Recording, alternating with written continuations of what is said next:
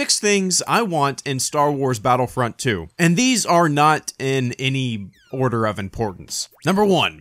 A new vehicle system. I don't want the main way someone gets a vehicle to be accidentally running over a glowing orb like it is in the current Battlefront. I'm done with that. Over it. I want a new system. One similar to the Battlefield games. I want to seamlessly enter and exit vehicles. If I want to bail out of an AT-ST, I should be able to hop out. And imagine multiple gun seats. Imagine having multiple players sitting inside of an AT-AT, people controlling the guns, someone driving. It would be amazing. If I want to hop into a TIE fighter that landed on the battlefield, I should be able to. You need to look no further than the Battlefield series vehicle system for solid inspiration. But I sure am sick of those arcade cha-ching slot machine blue ground tokens. Number 2.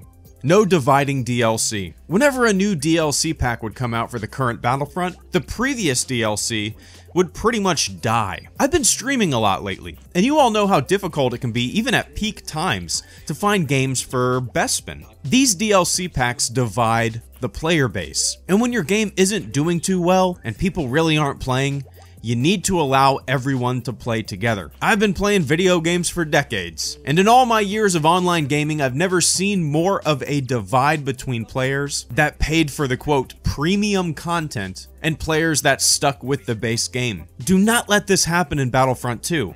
Figure it out.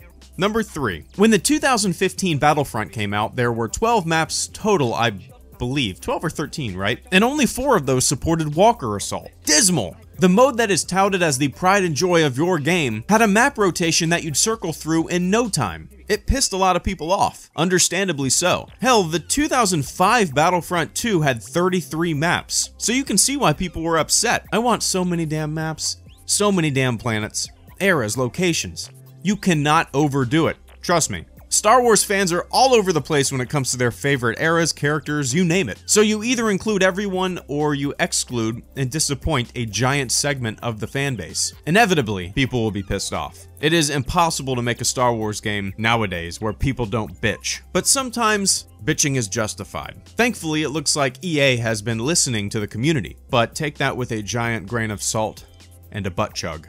Number 4. Squads. The partner feature in Battlefront 2015 was okay, but I want squads. I want 5-person squads. This creates really interesting dynamics within the gameplay. You can strategize way easier in a small group within a larger group to communicate with. To me, it really is a must in a big open shooter like Battlefront. The partner feature was a nice little experiment, but I want squads, especially with the customization that we all know we're getting, which is exciting. So each squad member could have a unique role within their squad.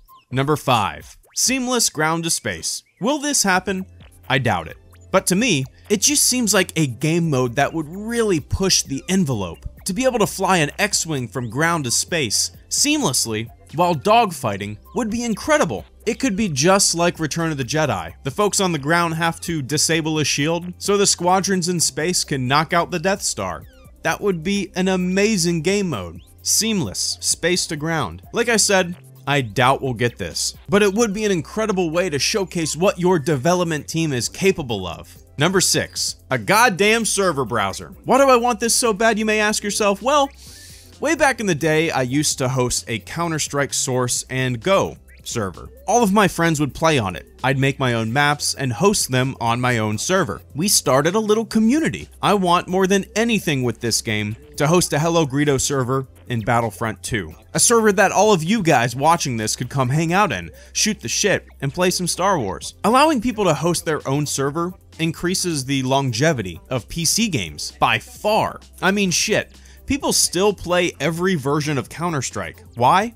Because player-hosted servers create communities within communities in that game. If the only way to play Counter-Strike was on official servers, the game probably would have died years ago. Server browsers are so important for PC gaming. If Battlefront 2015 had a server browser, I guarantee the population would well exceed what it is right now. By not having a server browser, you really do a disservice to your game and those playing it. Shouldn't the goal of a game be to have people playing it for as long as possible? Anyway, I doubt we'll get a server browser. I thought we'd get one in 2015, but we didn't. Yeah, we can have private matches. A lot of people keep pointing that out. but it's not the same at all. Anyway, if enough people kick and scream, maybe one day we'll get it. But you know EA, game modification and customization are a cancer to them. Oh, and there's one more thing, free DLC. But I'm being serious. What are you guys laughing at? I'm being serious.